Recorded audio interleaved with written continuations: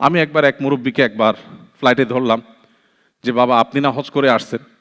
বলে হ্যাঁ বাবা আসছি, কি সমস্যা? বলে নামাজের টাইম চলে গেল, আপনি তো নামাজ পড়লেন না।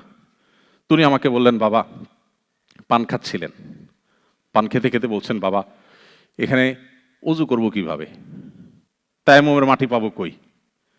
তাই বললাম পান পাইছেন কিভাবে? আপনি জানেন বিমানে সবকিছু সার্ভ করলো, পান সার্ভ করবে না।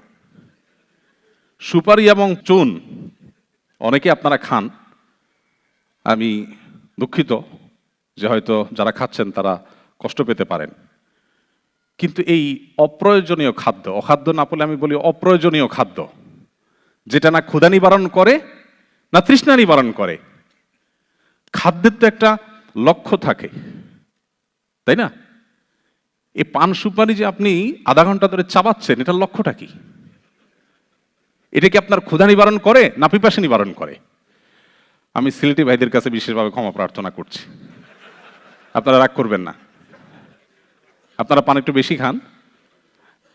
আমি এটাকে কিন্তু হারাম বলছি না, কেউ ভুল না বুঝি, কিন্তু আমি বলছি, যাই হোক আমি আর মূল পয়েন্টে আসি, যে আমি চাচাকে বললাম চাচা আপনি জানেন এখানে ভাত দিবে, তরকারি দিবে, কিন্তু পান দিবে না, এবং দ্যাটস হোয়াই আপনি পান নিয়ে আসছেন সাথে।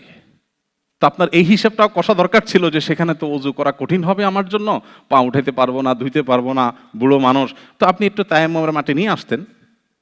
আপনার কাছে আপনার পানের ইম্পর্টেন্সই আছে, নামাজের ইম্পর্টেন্সই নাই। দুর্ভাগ্য আমাদের।